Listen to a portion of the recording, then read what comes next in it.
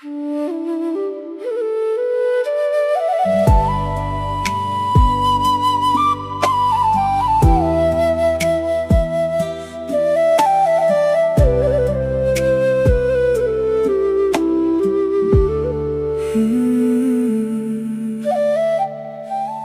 តែងតែព្យាយាមធ្វើល្អ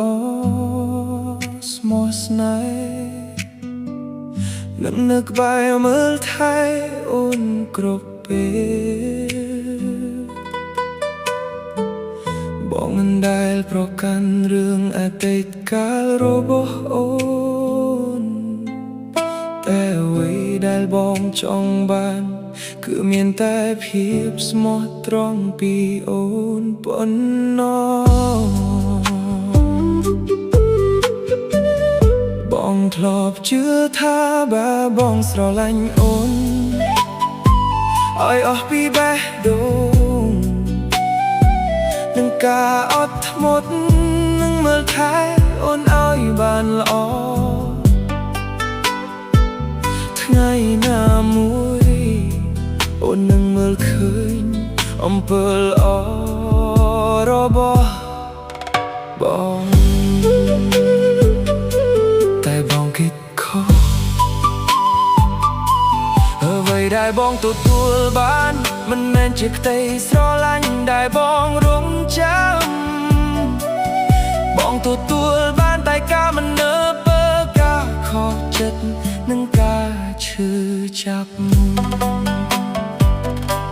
បងចាប់តាមសួរខ្លួនឯងថាតើសេចក្តីស្រឡាញ់របស់បងមានន័យអ្វី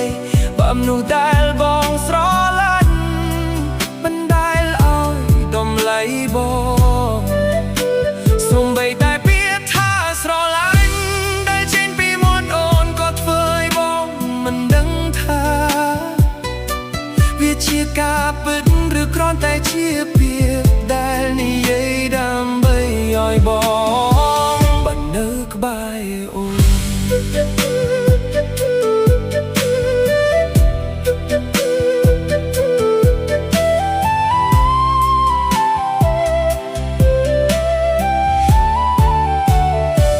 ហត់នឹងការព្យាយាមធ្វើជាមនុស្សលោហត់នឹងការលះបង់ដែលគ្មានតម្លៃហត់នឹងការរងចាំការផ្លាស់ប្ដូរដែលអូនមិនអាចដល់ឲ្យបងបានបងឈប់រំខានអូនហើយថ្ងៃនេះបងជ្រើសរើសសេចក្តីសុខសម្រាប់ខ្លួនឯងការដើរចេញពីមនុស្សដែលមិនឲ្យតម្លៃបងគឺជាការសម្រេចចិត្តដ៏ល្អបំផុតព្រោះបងមិនចង់ឲ្យសេចក្តីស្រឡាញ់ការទុកចិត្តនិងការលះបង់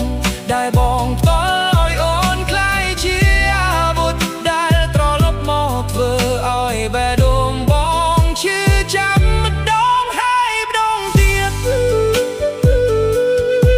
បងដើរចេញមិនមែនព្រោះបងជប់ស្រឡាញ់អូនទេ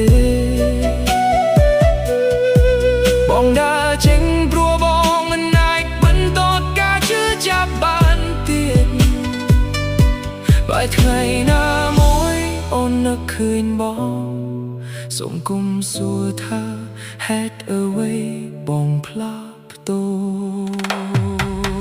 ព្រោះមនុស្សដែលធ្លាប់រងចាំអូនមិនបានឈប់ស្រឡាញ់ឬអស់ស្នេហ៍បងឈប់ព្រោះបងឈឺចាប់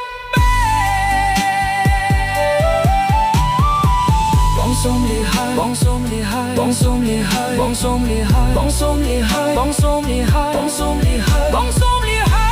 យបងសូមអរគុណអូនសម្រាប់មេរៀនមួយនេះវាបានបងរៀនបងថាសេចក្តីស្រឡាញ់គេតែ